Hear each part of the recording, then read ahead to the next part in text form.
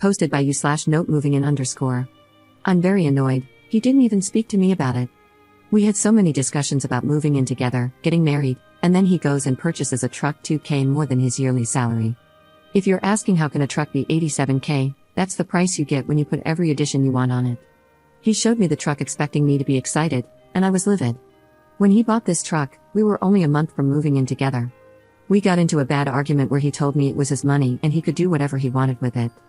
So I said fine, and I told him I'm not comfortable moving in with him anymore. I asked my landlord if my apartment was still available and if I could renew my lease, and they said yes. Now my boyfriend is saying he can't afford his place and his truck. I don't feel bad. You should have thought of that before buying something so expensive without talking to your girlfriend of 2 years. I have had some of his friends' girlfriends reach out to me and say I should support him, and one even said that I'm not loyal and this shows I wouldn't support him if we were married since I run away when finances get bad. That's total BS. He didn't lose his job or get hurt. He bought an expensive item without discussing it. I have been trying to get him to return the truck because it's already affecting his finances badly. He has only had this truck for 2 weeks, and he is worried that in the next month or two, he won't be able to cover all the expenses he usually has. This past weekend, we had another argument, and I think our relationship is going to end. I'm not helping him pay for this truck, and I'm not moving in with him. I have asked for a break and will be thinking about what to do. Edit. I appreciate the different opinions everyone has given me. I have a lot to think about. To answer 2 questions, no, he doesn't need the truck. He works from home, and if he has to check in at work, he has an office. Also, his friends and their girlfriends know about this issue because he asked for their views when we went to a get-together last week. Only 2 girlfriends reached out to me to tell me I wasn't being supportive, the others have minded their own business. Update 6 days later. Yeah, so I broke up with him mainly because I realized we aren't financially compatible. Before I go into what happened, I do want to say something. I understand we weren't married, but we were both moving together into a new place and had several discussions about this move and our plans for the future, including marriage. For the people private messaging me saying it's his money and he can do whatever he wants or, you're only 2 years into a relationship, you're not a wife, I know that, and I have never asked what is in his bank account or told him what to do financially. I'm aware it is his money, but I also know his financial situation, and he was making decisions without my input that, if we were to stay together, would not only affect him but also our relationship, and our financial situation for years to come. I will stay on this hill. This is not okay, and if it's okay for you, that's fine, but for me, if we make a financial plan and you make a huge decision without me, I won't be okay with it, and that's a big reason why I backed out of moving into a new apartment with him. I would have never made a decision like this without his input at all. The main reason why we decided to move in together was to take the next step in our relationship but also to pay down our debts. I now have $22,000 in debt from student loans and a car. When I met him, though, it was around $60,000, and I was basically living on credit cards. Within the first couple of months of us dating, I saw how hard he worked, and with a salary of $85,000, he was making huge progress in paying off his loans and credit cards. On my end, at the time, I was only making $50,000. I honestly saw his work ethic and was like, wow, and got serious about my debt. I got a second part-time job where I was making $32,000 a year, bringing my salary to $82,000. I did that so that I could pay off my debts faster but also so that we could be on equal footing when we moved in together and he didn't have to pay significantly more in living expenses than me when he had more debt. We did a complete budget months before we moved in together and realized that we would each have $700 extra a month to put towards our own individual budgets. This is why the purchase of this truck was so surprising to me. We had planned this move for months. We had a budget, and he destroyed that plan with the truck.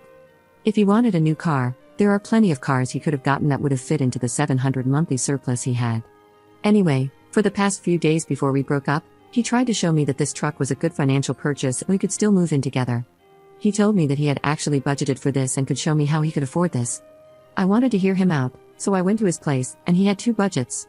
He said he had been thinking of getting this truck for some time and he had worked out a budget beforehand.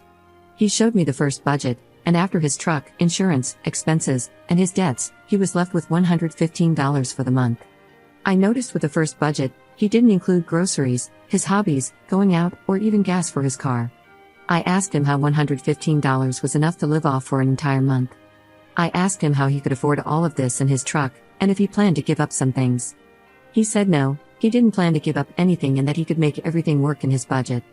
I asked him what if he had an emergency or needed gas for his truck, and he just kept saying he would work it out without explaining how. After I saw the first budget, I asked to see the documents for the car, and that's how I found out the truck price was $95,000 total after taxes, registration, and fees. He traded in his reliable 2003 Toyota and all his savings to get a loan at 14% for 72 months. His monthly payment is now $1,966 and insurance is $573. He also still has significant student loans. I kept telling him $115 left over monthly wasn't enough. That's when he showed me his second budget, which had a combined higher monthly income. I asked him if he was getting a second job, and he said due to his job relying on him to be on call, he couldn't. I asked where the income was coming from, and this man said, "Well, you're getting a raise soon." I froze because I had mentioned this raise once months ago. My first job is my career job, and I work in a field where when you hit certain milestones, you get a pay bump. In September, if my raise is approved, I will go from $50K to $80K, and with my second job, my total yearly income will be $112K. But getting the raise isn't a guarantee. You have to meet certain criteria, and if you don't, you have to wait 3 months before trying again. When he said that, I was quiet, and then I said, "So you planned a budget that included additional income that I wouldn't get for at least 6 months and income that I might not even get in September?" He said when I got my raise, the ratio of what he would pay would decrease, and he would have more disposable income. I asked him why it was okay for him to plan budgets with my income but yet I had no say in how he spent his. He couldn't answer that. I told him I had no issue with paying more bills if I got a raise, but the fact that he banked on that, didn't discuss it, and now expects me to be okay with this is ridiculous. I also said there's no way I wouldn't be paying more with the first budget because he wouldn't have been able to survive on $115. I told him he didn't communicate, and this is on him because he made huge financial plans without discussing anything. Finally, I told him I would never have done any of this without going to him first because I thought we were a team that was building something. I ended things the next day, and he has been trying to reach out, but I'm not interested. He has financially crippled himself with his truck. If with my income now, he could barely make it, he surely isn't making it on his own. I really hope that things work out for him and he is able to keep his truck and recover, but I'm not paying the consequences for such a massive financial mistake that is going to hugely affect him for years to come. If I were to stay, this financial decision affects me as well and would continue to affect both of us for years. Again, this is different from becoming ill or losing a job. He chose this and refuses to budge and fix it. I now realize we are not financially compatible, and that's okay, and I wish him the best. Second update 6 months 2 weeks later. Hi everyone. So I posted a few months ago about a situation I was dealing with regarding my ex and him buying a car without telling me. I really doubted myself when I first made the post because I had received such strong negative reactions from others about wanting to back out of the move. I appreciate the comments I got, not only on the post but through messages as well. It really helped solidify for me that the feelings I had about the situation shouldn't be ignored. So thank you, everyone, for responding because it saved me financially. Looking back at the situation now, months later, I can see that I was being set up to be financially abused. When I broke up with my ex, I thought we were financially incompatible and that, unfortunately, it took this large purchase for me to realize it. But I can see now that's not the case. My ex made a plan in his head, and what made sense to him was for me to pay most of the expenses, and he thought this was okay and that I should be okay with it too. Even though I can see the reality of what he was trying to do, I can't hate my ex because he helped start me on this path of looking at my finances. I remember when we first started dating, I went to pay for an item I was getting, and my card declined. Without batting an eye, even though it was a little embarrassing, I took out another card and paid. I was used to this happening every once in a while because I was literally living paycheck to paycheck. I'm not putting down anyone in that situation, but at the time, I was living way above my means. I would justify every single want and get it, and I thought that because I was making minimum payments on time, I wasn't as bad off as the next person. When the situation with my card happened, after we got back to my ex's car, he kindly asked if this type of thing happened often. I told him it did sometimes, and he basically gave me advice. He didn't try to force me to stop spending. He asked me to track my purchases and recommended a few apps. During the first 2 months that we were seeing each other, he would encourage me every other day, or every once in a while, to just track what I spent. He suggested that I shop as I usually did but track everything. Being able to see how much I was spending, especially when broken down into categories, was astounding. There was one month I spent $68 on bagels. It wasn't for work, and it wasn't for other people. It was me stopping at a bagel place every morning and getting a bagel. Sometimes I get variations, which is why the bagels cost so much. Once I realized how much I was spending on unnecessary things, my ex helped me create a plan that worked for me, and that plan has continued to work consistently. I've added to it, changed things, or tweaked it as my financial situation has improved, and so far so good. This is why I don't have any bad feelings toward my ex. He never pushed me to pay my bills in front of him. He never saw credit card statements on apps or anything, he only kept encouraging me to look at my finances and fix them. He helped give me the foundation to start managing my finances, and I thought we were on the same page. Because he was so strict about finances and frugal, the truck purchase came as such a surprise to me. It was unplanned, not discussed, involved a large amount of money, and just knowing his general financial situation, I know without a doubt there was no way he could afford that truck. I'm not trying to paint my ex as a saint. I'm simply explaining why he had such a positive impact on me financially. So when the truck purchase happened and he refused to budge, I was honestly shocked. Seeing how bad the situation was, I had to walk away. It's been about 6 months since everything happened, and I'm doing very well. I recently paid off my student loans last month. Now, I only have my car left, with just a few grand to pay off. I also have a small savings. Because of that, I've shifted my focus and am putting the majority of my income toward my car. I'm not rich by any means, but I'm definitely living within my means, and I'm okay with that. The last 2 things I want to update on are my raise and my ex's truck. A few people messaged me about the raise, and unfortunately, I didn't get it due to a big mistake I made on a project. Once I realized the mistake, I knew it would jeopardize my chances because it happened so close to my evaluation, and as expected, I didn't get the raise. But I fixed the mistake, and when I get reevaluated in 3 months, I'm hopeful I'll get it this time.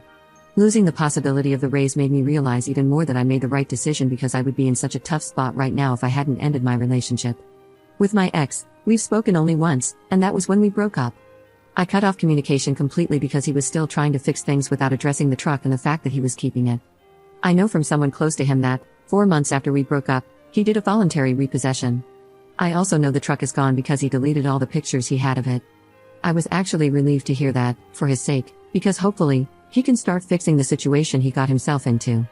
I genuinely want the best for my ex, and I don't know the thought process that led him to get the truck or what might have influenced him, but I hope he can get back to where he was and make further improvements.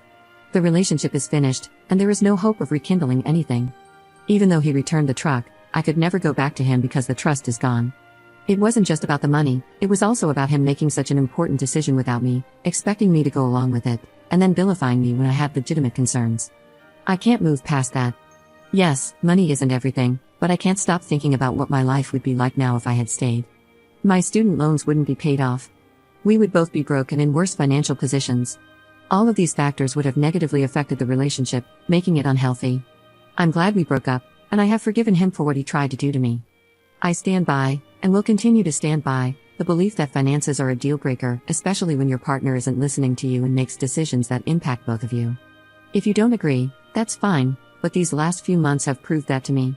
So that's my longish update, and again, I really want to say thank you to everyone who responded to my first post. I was honestly leaning towards staying with him and not moving in, and I think in the long run, I would have been financially devastated and taken advantage of. Reading the different opinions made me realize not only how bad the situation was but also how much worse it could have gotten, so thanks. A very, very, very small humble brag, I posted my paid-in-full student loan email on my profile, so if you want to see it, you can click that post, but no pressure. Sorry, I'm just so proud of that fact, okay, bye.